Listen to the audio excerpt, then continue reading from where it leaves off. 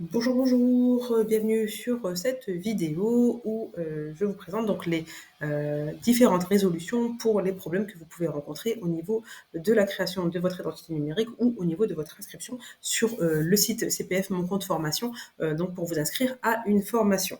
Donc l'objectif de la vidéo, c'est absolument pas de faire un débat sur, pour ou contre, l'identité numérique, hein, ça on ne rentre pas, dans ce sujet-là.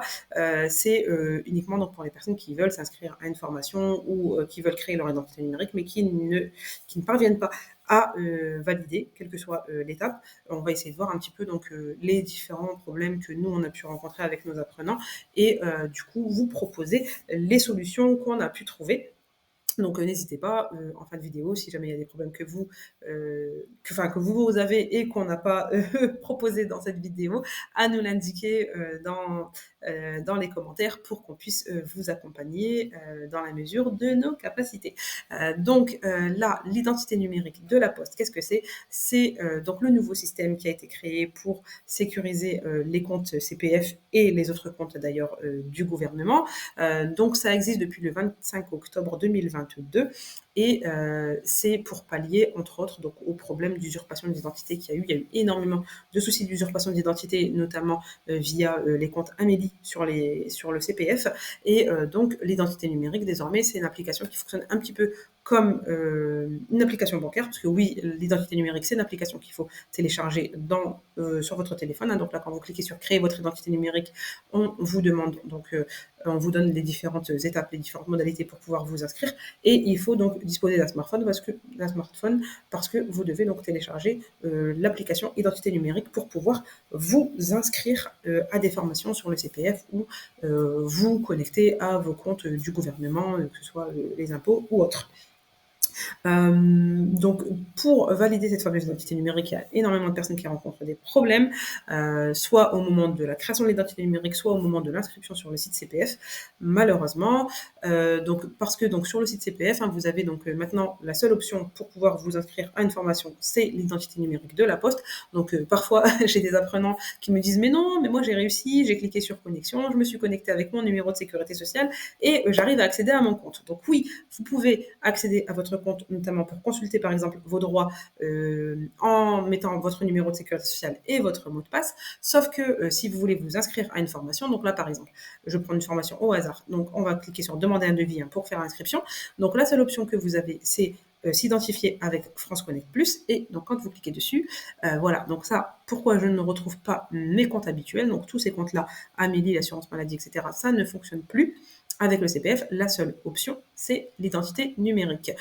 Et donc voilà, donc vous êtes obligé de passer par là pour pouvoir vous inscrire à une formation sur votre compte CPF. C'est impératif. Et donc il faut rentrer votre numéro de téléphone, cliquer sur s'identifier. Et comme je vous le disais, ça fonctionne comme une appli bancaire. Vous allez recevoir une notification sur l'application et il faudra donc confirmer que c'est bien vous en renseignant le code secret que vous aurez préalablement défini une fois que vous aurez finalisé votre inscription sur l'identité numérique.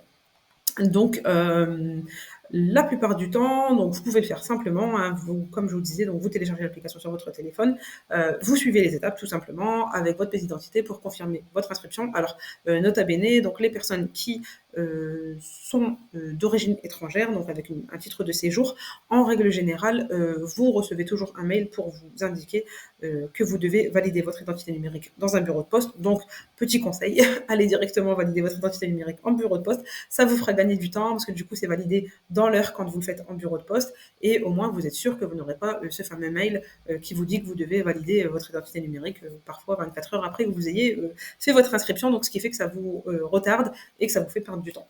Donc, n'hésitez surtout pas si vous avez la possibilité d'aller directement en bureau de poste pour valider votre identité numérique.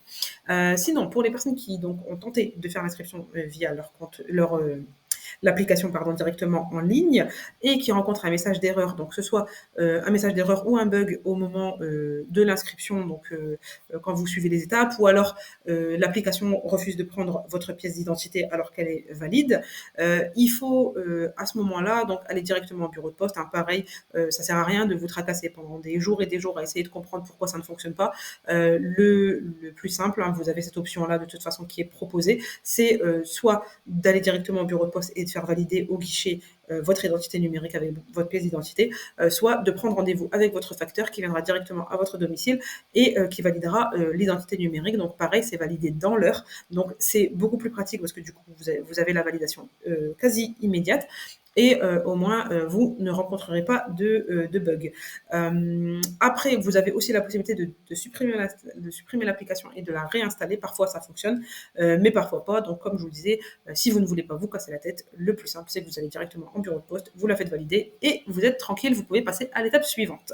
Donc, pour justement l'étape suivante, donc les personnes, très souvent, nous, ce qu'on a, c'est donc des personnes qui donc mettent leur numéro de téléphone, cliquent sur s'identifier, mais malheureusement ne reçoivent pas de notification. Donc, il n'y a aucune notification sur le téléphone.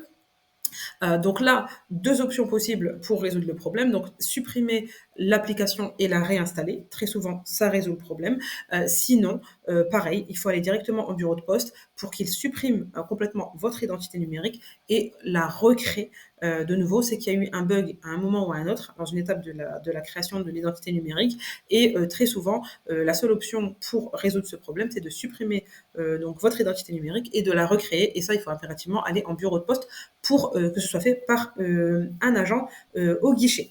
La deuxième option, le deuxième problème qu'on rencontre assez souvent, c'est donc pareil, la personne donc renseigne son numéro de téléphone, clique sur s'identifier, mais donc elle reçoit bien l'application sur la notification pardon sur son téléphone, sauf que lorsqu'elle clique sur la notification, elle a un message temps écoulé alors qu'elle vient tout juste de cliquer sur le message. Donc pour info, vous avez 70 secondes pour valider, confirmer que c'est bien vous sur votre application. Sinon, ça repart, enfin ça annule votre demande et il faut recommencer.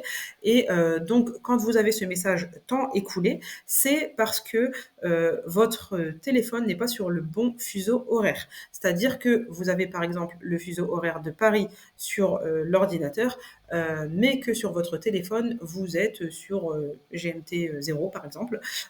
Et donc forcément, c'est pas synchronisé, donc vous avez automatiquement un message qui vous indique que c'est une erreur. Parfois, c'est aussi des personnes qui enlèvent 5 minutes ou rajoutent 5 minutes, donc ils mettent leur téléphone en mode manuel, et là pareil, donc forcément c'est pas synchronisé. Donc là, pour résoudre le problème, c'est tout simple, hein, évidemment. Vous allez dans vos réglages, dans vos paramètres, et donc vous mettez le fuseau horaire donc qui correspond à votre lieu actuel, hein, donc le lieu où vous résidez ou le lieu où vous êtes en train de faire l'inscription du mois, donc que ce soit en Guadeloupe, en France métropolitaine, peu importe. Donc vous cliquez tout simplement sur le bon fuseau horaire, ou alors vous cliquez sur,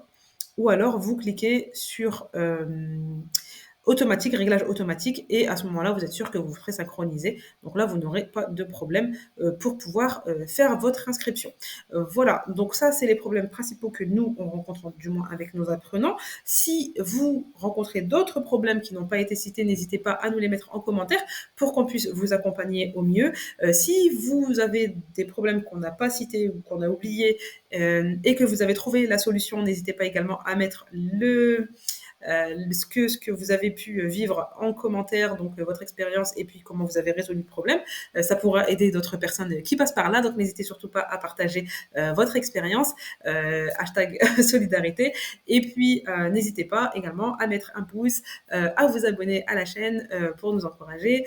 Et voilà, je vous remercie beaucoup d'avoir assisté à cette vidéo. N'hésitez surtout pas à nous préciser en commentaire si ça a résolu ou pas votre problème et si vous avez d'autres problèmes que nous n'avons pas cités pour qu'on puisse vous aider. Et je vous dis à bientôt pour une nouvelle vidéo.